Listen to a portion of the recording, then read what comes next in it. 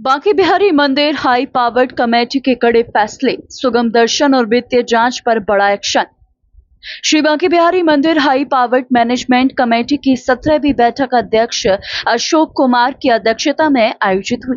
बैठक में कुल 15 महत्वपूर्ण एजेंडा बिंदुओं पर विस्तार से चर्चा की गई। श्रद्धालुओं की सुविधाओं को और बेहतर बनाने के लिए मंदिर परिसर में centralised air conditioning, online registration व्यवस्था तथा वृद्धजनों, दिव्यांग श्रद्धालुओं और ब्रजवासियों के लिए सुगम दर्शन की योजना पर गंभीर मंथन किया गया।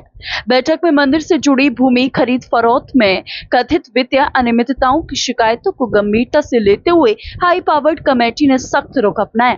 कमेटी ने सभी संबंधित अभिलेख, बैलेंस शीट और पूर्व बैठकों के मिनट्स तलब किए हैं।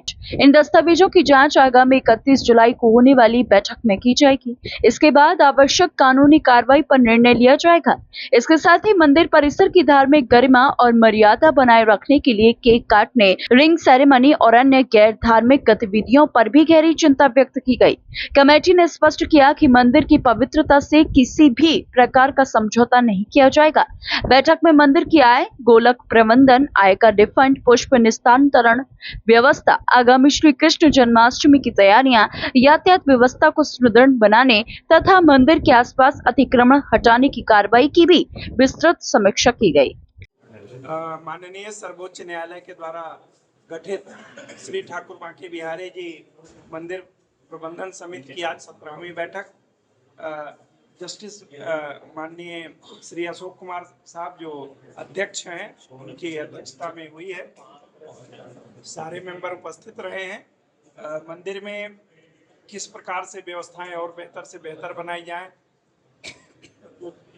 गुल्लक आदि है उसमें जो गणना है उसको और कैसे व्यवस्थित तरीके से, पारदर्शी तरीके से किया जाए।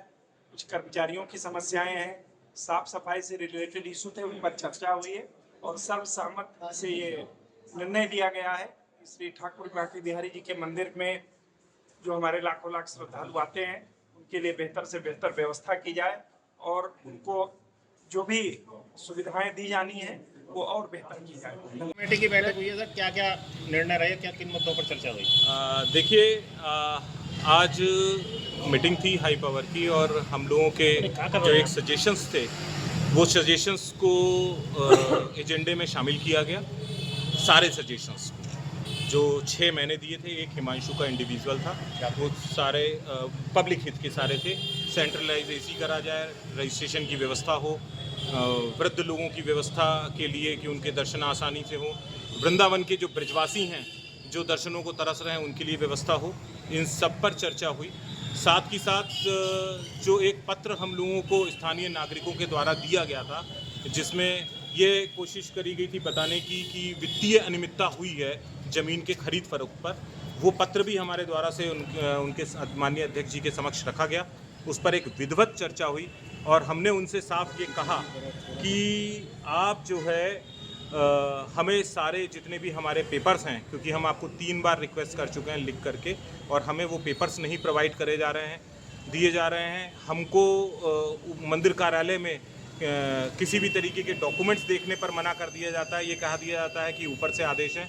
अध्यक्ष जी ने आज खुले मन से उन सब चीज़ों पर विराम लगाते हुए कहा कि नहीं, आप लोगों की क्योंकि सम्मानीय सदस्य हैं, आप लोगों को सभी को वो सारे कागज़ प्रोवाइड करेंगे और हमारे लिए ऑफिस के अंदर हम जो भी बैलेंस शीट देखना चाहते हैं, हाई पावर के द्वारा जो भी कार्य किए गए हैं उनके जो भी मिनट्स हैं और एजेंडे हैं, जो आदेश हुए हैं, वो सब हमको जो है प्रोवाइड होंगे एडीएम साहब के ऑफिस से, जिसमें अगले 2 दिनों के बाद हमारा प्रतिनिधिमंडल उनके कार्यालय में जाएगा। उन पेपरों का अवलोकन करने के बाद उनकी वहाँ से प्रतियाँ प्राप्त होंगी। तत्पश्चात 31 जुलाई की मीटिंग रखी गई है और उस मीटिंग के बाद में अगर किसी तरीके की वित्तीय अनियमितता दिखती है हमको तो निश्चित तौर पर आपके सबके समक्ष में आएगा।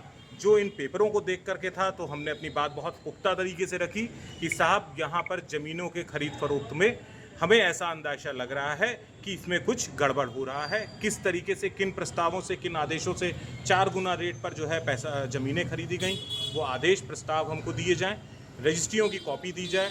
और एक प्रश्न और उठाया गया कि अब तक जो रजिस्ट्रियाँ हुई हैं, जो संपत्तियाँ हैं, उन संपत्तियों पर से कब्जा मंदिर प्रबंध समिति ने क्यों नहीं लिया गया है। उस पर भी प्रश्न उठा, जिस पे उनको दिशा निर्देशन दे दिया गया है एडीएम साहब को और डीएम साहब को भी, कि विगत 1-2 दिनों में सभी जो लोग हैं उनको नोटिस दिए जाएंगे कि संपत्तियों को खाली किया जाए, ताकि भविष्य के लिए हम वहाँ पर पब्लिक यूटिलिटी के लिए टेम्परेरी व्यवस्थाएं वहाँ पर शुरू कर सकें। बांके बिहारी मंदिर में गोस्वामी की जो बात सामने आई, खाली जेम जाएंगे खाली जेम आएंगे, उस पर क्या कहेंगे आप? नहीं, वो जो अमर उजाला में शायद ये खबर निकली है और उनके खिलाफ अध्यक्ष जी ने एडीएम साहब को कह दिया है कि उनके खिलाफ जो लीगल कार्रवाई है वो करिए। इस तरीके की भ्रामक न्यूज़ जो आपने निकाली है वो गलत है। वो एक्चुअल में एक एसआईटी की जो अयोध्या कांड के बाद एसआईटी के जो दिशा निर्देशन दिए गए हैं लगभग सभी मंदिरों के लेकर के, उसमें ये था कि जो लोग मंदिर के अंदर आते हैं बैंकर्स कैश काउंट करने के लिए, और मंदिर के जो कर्मचारी हैं उनके लिए कहा गया है कि वो या तो उनको कुछ ऊपर से इस तरीके का पहनाया जाए कि जिसमें उनकी जेबें वगैरह ढक जाएं, या वो बिना जेब वाले हों। उनका सेवायतों से कोई लेना देना नहीं था, जिसको भ्रामक खबर करके वो छापा गया। निश्चित तौर पर उनके खिलाफ जो है लीगल कार्रवाई। भीड़ नियंत्रण के लिए कोई, देखिए, भीड़ नियंत्रण के लिए हमने उनसे ये कहा है कि आप रजिस्ट्रेशन शुरू कराइए। अब रजिस्ट्रेशन की बात उन्होंने रख ली है, अब इस पर क्या चीज़ें होती हैं, क्योंकि आने वाले समय में मुड़िया पूनम का मेला आ रहा है, साथ ही साथ हरियाली तीज और जन्माष्टमी भी का उत्सव भी है। तो उसके लिए अभी ये व्यवस्था करी गई है कि यहाँ के डीएम साहब, एसपी साहब के साथ हम चारों लोग बैठ करके मंदिर के अंदर श्रद्धालुओं को आने और जाने की व्यवस्था क्या रहेगी उसके लिए चर्चा की जाएगी।